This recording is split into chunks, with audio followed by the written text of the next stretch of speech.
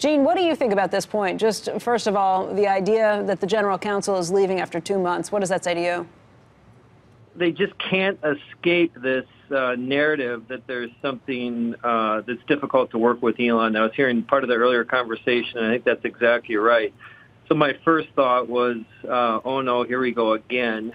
And it's these two different worlds. One world of this, the world's greatest product roadmap around EV, autonomy, renewable energy, just sweet spot.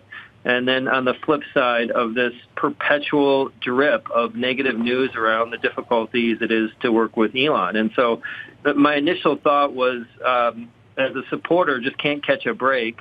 And then I just try to step back and think about the big picture. And I think that you've just recently summed it as I would, that, is there something sinister going on here? I think the answer is highly unlikely.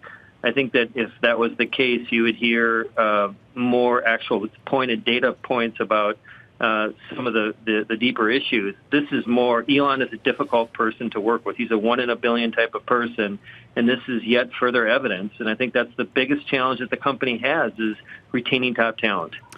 Elon has been known for these self-inflicted wounds. We talked earlier today about the tweets that he put out last night. The first tweet that he put out, where he was talking about back in 2011, Tesla made 0 cars. This year, he said they're going to make 500,000 cars. I mean, I read that as his sort of P.T. Barnum showmanship, just showing off what we've accomplished over this time. He had to go back 4 hours later and correct it, that no, they're not going to make around 500,000 cars. It's actually around 400,000, but the rate they're getting up to would be about 10,000 a week by the end of the year.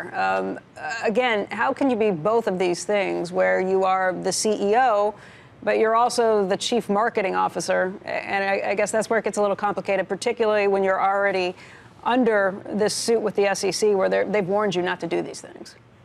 Yeah, and I think it comes back to the company is still running like a startup. And when you think about the curve that they're trying to capture, this frontier tech around renewable and autonomy, maybe you do need this startup mentality. But this is a $50, $60 billion market cap company. This should not be run like a startup. I have always had this hope that Elon would change, and I think it's reiterated that he is not going to change. The marketing point, maybe just specifically, the company doesn't market right now. I think that that's an area that, why doesn't the company have a traditional ad campaign? I think that they're... Why pay for it when you can get it for free, I guess? Well, I think that they could do both, but I think this gets back to Elon wants to run the marketing message. And I think that that is just one small example. And so when I put all of this together, I still believe that this company is going to change the world. I'm still a believer in the Curve and their advantage around battery yields and what they've accomplished around autonomy and miles driven. So I'm still, despite all these issues, I still am a believer. You know, I want to say, when Phil went out very recently to the battery factory that they have, is it Nevada? Phil, where was that you did the? It's Nevada, just outside of Reno. I was impressed. I mean, I think that was telling. We forget what they've accomplished, where they've brought these things up from time, to Gene's point on this. Gene, one thing I would ask you, though, is some of the promises that they continue to make, that Elon specifically continues to make, concerning autonomous being something that will be deliverable by the end of this year. Is that something that you are on board with, to say, yes, you believe it too, and you think it's really going to be there? It's not going to happen. They're not going to have autonomy at the end of the year. They can do a demo of autonomy. They have a great card to fall back on, which is regulators aren't going to allow autonomy by the end of the year, so it's easy for them to talk about. But I think that this play around Tesla and autonomy is really important. And this comes back to trying to take everything that Elon says and have to put a strong dose of reality on top of it. And even after you do that, this autonomy play is going to be significant. And I suspect that in 2 years from now, we're going to be talking a lot about Tesla and autonomy. They have this new hardware update called Hardware 3 coming at the end of this year, which is going to start to enable that. So the simple answer is there's not going to be Teslas driving around at the end of this year autonomously, despite some of the comments from the company.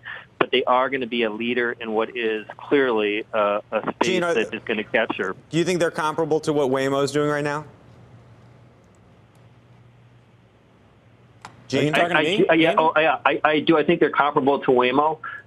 They're not using LiDAR. They're not using, I mean, most of their vehicles don't have nearly the same kind of onboard technology, just physical hardware.